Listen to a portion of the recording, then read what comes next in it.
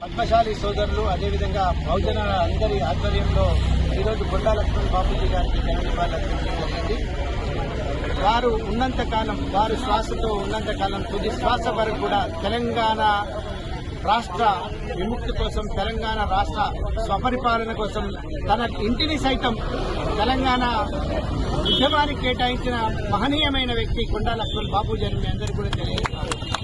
ఆ రోజుల్లో తెలంగాణ ఉద్యమం చేసే క్రమంలో 2001 ఆ సందర్భంలో 1 నుంచి 3 సందర్భంలో తెలంగాణ ఉద్యమం ఏ విధంగా స్టార్ట్ చేయాలని ఆ రోజు ప్రొఫెసర్ జయశంకర్ గారు వీళ్ళు మహనీయులందరూ కూడా ఆలోచన చేసే క్రమంలో ఒక వేదిక లేదు.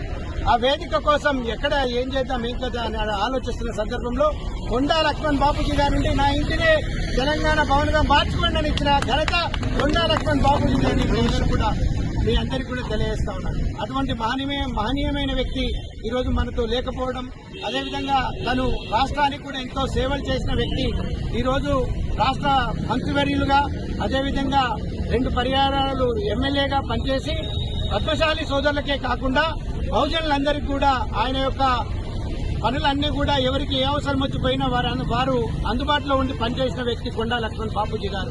అటువంటి మహనీయునికి ఈరోజు మీరందరూ కోరుతున్న కోరిక విగ్రహం పెట్టాలని, అది కూడా గౌరవ ఎమ్మెల్యే గారిని అడిగి ఆ యొక్క ఆలోచనని కూడా ఎమ్మెల్యే గారి సలహాతోటి ఎట్లా చేయాలో ఆలోచన చేసి చైర్మన్ గారు, కౌన్సిలర్లు అందరూ బాడీ అందరూ కూర్చొని ఒక ఆలోచన చేస్తారు. మీ అందరికీ కూడా తెలియజేస్తాము.